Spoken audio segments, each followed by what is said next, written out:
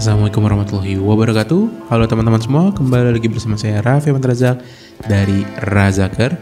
Dan di video kali ini saya ingin membahas kenaikan upah minimum pegawai yang naik 6,5% secara rata-rata nasional.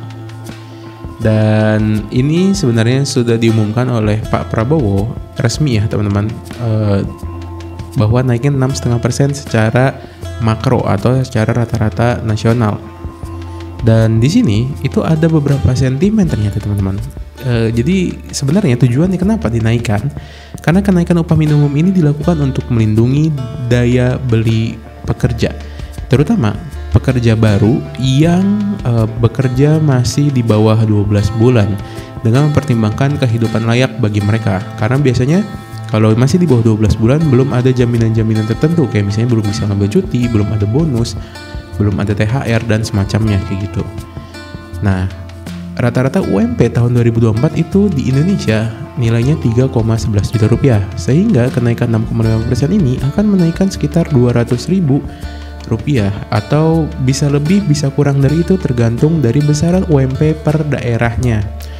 Jadi perkiraan wilayah dengan besaran UMP tertinggi di tahun 2025 sendiri adalah DKI Jakarta yang tadinya dari 5,06 juta menjadi 5,39 juta. Papua yang tadinya 4,02 juta menjadi 4,28 juta. Lalu Kepulauan Bangka Belitung yang tadinya 3,64 juta jadi 3,87 juta. Sulawesi Utara 3,54 juta jadi 3,77 juta, dan Aceh dari 3,46 juta jadi 3,68 juta. Namun ternyata teman-teman, kenaikan UMP juga masih aja dikritik. Kan kita sebelumnya sempat bahas pajak ya teman-teman ya. Di sana saya sempat nyinggung akan bahas tentang UMP ini. Jadi kelompok buruh FSBPI dan KSBSI itu menyebut kenaikan UMP nasional tahun 2025 tidak ada artinya. Karena apa? Karena menurut mereka pemerintah itu mengeluarkan kebijakan baru yang malah lebih membebani kelas pekerja, diantaranya PPN naik jadi 12%, kenaikan iuran BPJS Kesehatan, pembatasan subsidi KRL berbasis NIK, pembatasan subsidi BBM, dan iuran tapera.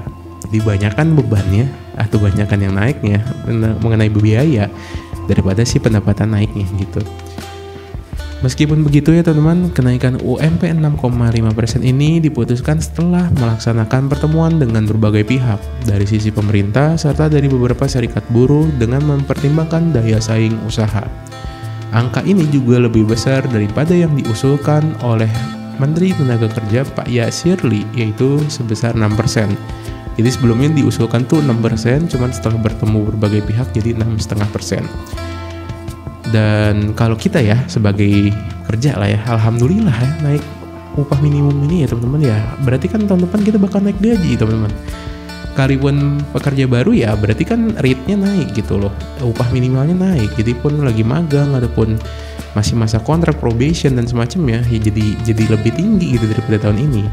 Tapi ternyata masalahnya itu bukan di kelas karyawan atau kelas pekerja seperti kita teman-teman. Masalahnya ada di kelas pengusaha ternyata. Jadi Menteri Koordinator Bidang Perekonomian Pak Erlangga Hartarto itu mengungkapkan pemerintah akan membentuk satuan tugas atau satgas untuk mengurus masalah PHK usai menetapkan kenaikan UMP ini. Loh, kenapa? Pernyataan itu dikeluarkan untuk menanggapi kekhawatiran kenaikan UMP tersebut akan menimbulkan ancaman PHK. Pak Erlangga juga mengatakan bahwa pemerintah perlu melakukan pendalaman struktur perekonomian untuk menjaga daya beli kelas menengah. Jadi menurut para pengusaha ini melalui Ketua Umum Apindo, Ibu Sinta W. Kamdani, itu memandang kenaikan upah minimum provinsi atau UMP yang naik 6,5% di tahun 2025 ini justru akan berdampak pada peningkatan beban operasional sektor usaha, utamanya biaya tenaga kerja.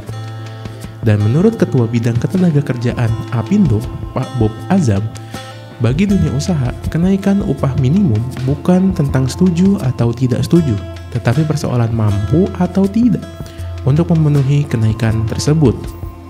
Dan terkait hal ini tadi, Pak Menko Bidang Perekonomian Pak Erlangga Hartarto mengatakan pemerintah akan membentuk satuan tugas pemutusan hubungan kerja atau Satgas PHK Pembentukan Satgas ini merupakan respons pemerintah terhadap potensi PHK yang diambil perusahaan terhadap pekerja yang menyusul adanya kenaikan UMP. Jadi ini tuh benar-benar barengan pas Pak Prabowo itu mengumumkan kenaikan UMP pada tanggal 29 November. Ini tuh kata Pak Prabowo itu kenaikan UMP ini sudah mempertimbangkan kondisi dunia usaha dan kebutuhan masyarakat. Jadi memang ini ada dualisme kritik ya teman-teman. Di sisi para pekerja dan buruh merasa bahwa 6,5% ini kurang. Ya karena tadi BPN naik, lalu subsidi-subsidi juga berkurang dan lain-lain. Tapi di sisi pengusaha justru 6,5% ini ketinggian. Karena mereka harus menggaji karyawan lebih tinggi dari biasanya. Nah inilah teman-teman yang namanya sebuah kebijakan ya. Kadang selalu ada dualisme kritisi seperti ini. Ya kalau kita kan sebagai pekerja dan sebagai karyawan ya senang-senang aja naik gaji ya teman-teman. Tapi kayak dari tadi pengusahanya atau pemilik perusahaan, apakah mereka mampu ngegaji kita semua dengan tadi lebih naik lagi 6,5% itu? 6,5% itu lumayan teman-teman untuk pengeluaran perusahaan ya. Itu sebuah cost biaya tenaga kerja yang lumayan membebani perusahaan juga gitu loh. Nah inilah teman-teman.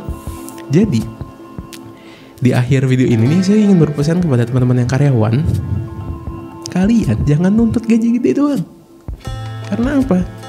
Gak semua perusahaan itu mampu menggaji dengan besar teman-teman. Karena tadi kemampuan perusahaannya belum tentu semampu itu. Dari sisi pengusaha aja ini buktinya 6,5%. Bukannya mereka bersyukur, malah protes, malah merasa akan merugikan perusahaan mereka. Jadi selalu ya teman-teman melihat masalah itu jangan dari sisi kita doang. Jangan sebagai kita subjek utamanya, enggak. Berempati, kita juga harus ngelihat dari 2 sisi, 3 sisi atau bahkan lebih. Mungkin situ aja kali teman-teman pembahasan dari saya mengenai UMP yang naik 6,5% ini. Mudah-mudahan teman-teman semua lebih tercerahkan ya seperti video kemarin saya yang membahas PPN. Dan jangan lupa likes-nya, subscribe-nya, dan share-nya. Serta kalau teman-teman mau beraspirasi, silahkan tinggalkan komentar di bawah. Nama saya Raffi Ahmad Razak, mewakili Razakar. Izin undur pamit diri. Assalamualaikum warahmatullahi wabarakatuh. Sampai jumpa.